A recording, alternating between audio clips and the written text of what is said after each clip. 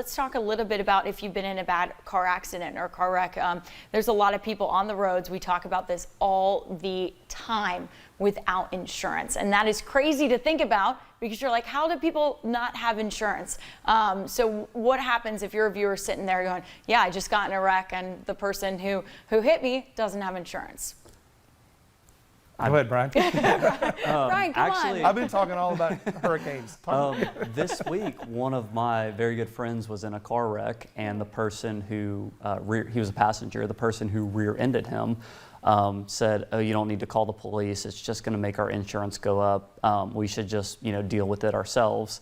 And that is a warning sign, red flag. Make sure you call the police. The reason the police need to get involved is to document everything. So we're talking about people who are uninsured. Number one, you got to figure out if the driver and the owner who caused the wreck are one and the same. If the person who's driving the vehicle owns the vehicle, then there's only one policy.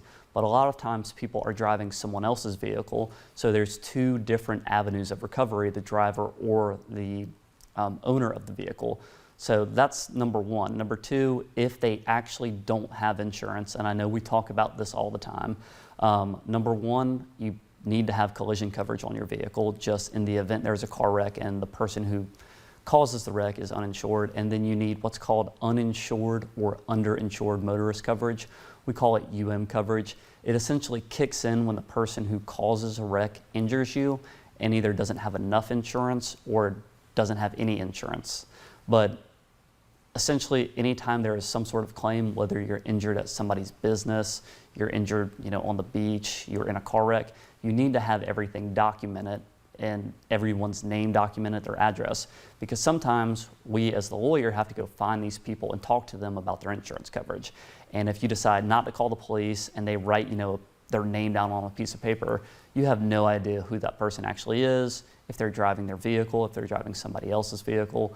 So I cannot stress the importance enough of having everything documented by a third party, especially when you're in a car wreck, so we can verify insurance. And then if they don't have insurance, you have to go through your insurance policy or potentially a relative's policy who lives with you to recover, either to get your vehicle fixed or to pursue an injury claim. And just to prove to the viewers how important that is, I think one of you guys told me a crazy stat. There's actually quite a few people driving around on the roads out there without insurance, correct? Yeah, probably roughly 1 in 4.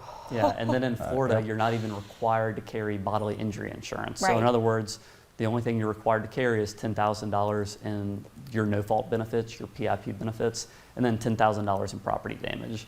So people aren't required to carry insurance where if they cause a wreck and injure somebody or kill somebody, to compensate them for what they lost. Crazy. It's not required in Florida. You pretty much have a 50-50 chance. If you're involved in a wreck, there's probably a 50-50 chance the person either doesn't have insurance or they've got the bare minimum type of coverage that doesn't have liability coverage to compensate you for medical expenses, lost wages, things of that nature. So the uninsured motorist coverage, if you pull out your policy declarations next time, you're sitting around bored and you don't have anything to do but read insurance policies, which I'm sure that's probably the vast majority of this audience because they're very intelligent.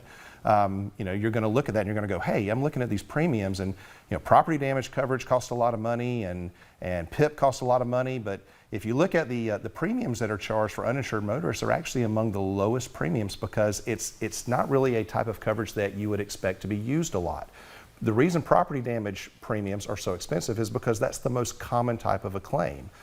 Uninsured motorist, if you have to use it, a lot of factors have to go into play before that coverage even triggers, and so it's a relatively low premium. So do yourself a favor, pull out your policy, take a look at it, consider adding uninsured motorist coverage, because if you do get hit by that 50% out there that doesn't have anything to protect you, you've at least protected yourself.